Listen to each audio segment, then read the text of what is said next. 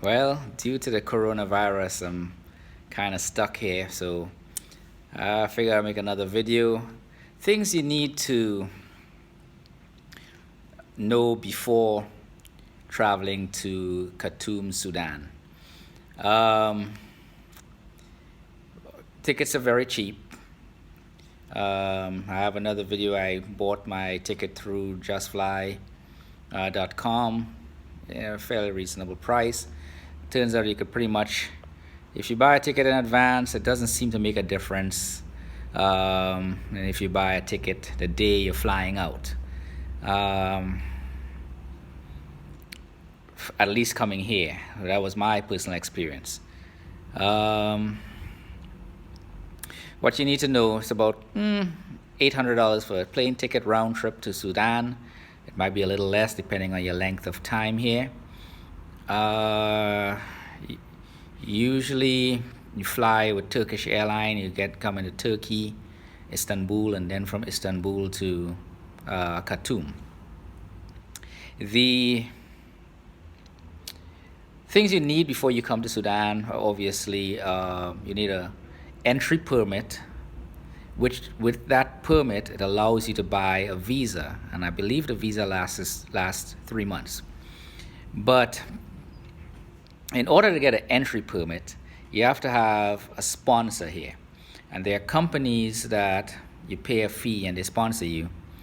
I am not sure if you have a friend here, if they could sponsor you, because I have a friend here and she had to use the agency to sponsor me and pay them a fee.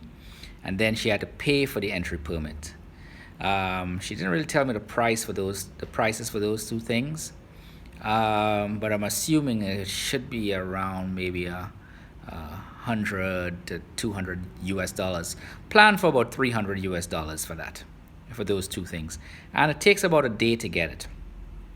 You can call this, if you're in the United States, you can call the Sudanese embassy in DC and they can give you more details. They're very friendly and helpful. They never mention a price for the entry permit. I assume they thought I was either a descendant from a Sudanese mother or father, or I was married to a Sudanese, or I was Sudanese myself. So they just told me I could just fly in, just get a visa, a counter visa, to enter the country. But that is not the case. If you have no affiliation with Sudan, you must have an entry visa. Sorry, you must have an entry permit first. It took my friend a day to get it. It was kind of rushed because I had already bought my ticket and had to change the flight date several times because of that. Then once I get that, the other thing you gotta be worried about is living space. Living space. They have some hotels around. There's that Corinthian hotel that the Lebanese president, the Liberian president built before dying. That's operated by the Sudanese government now.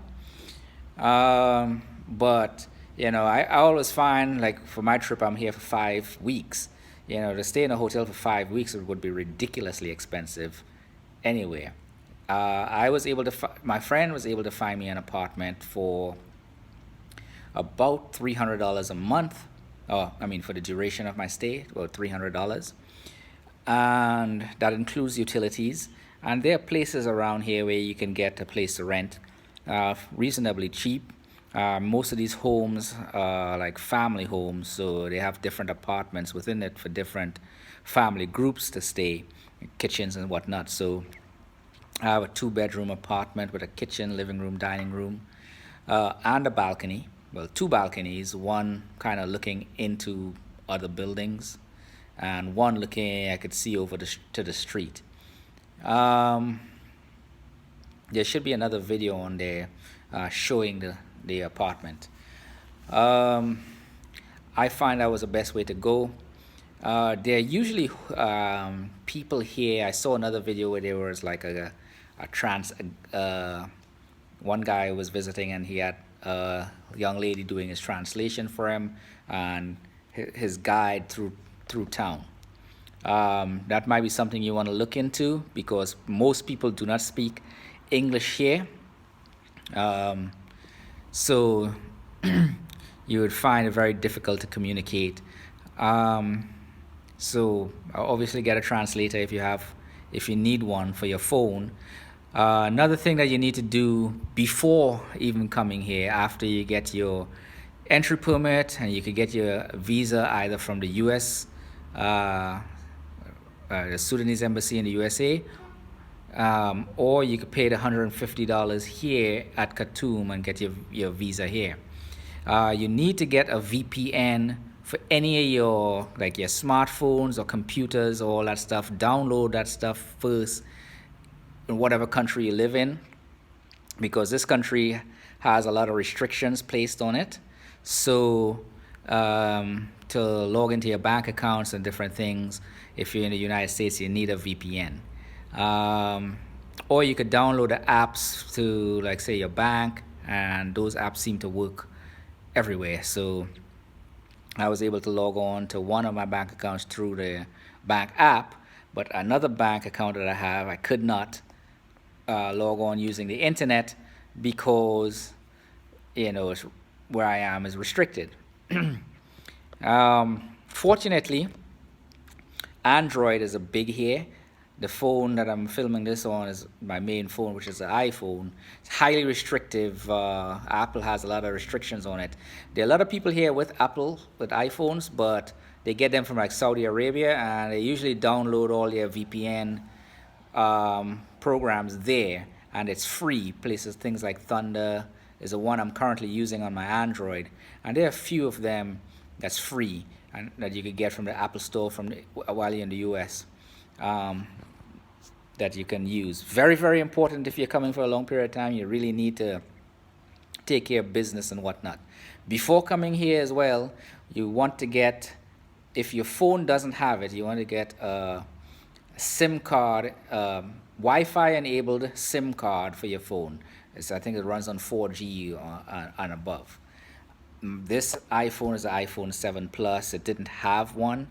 I had an old iPhone 6. I just transferred a chip from that phone to this phone when I got it. And so the company basically gave me one for 99 cents.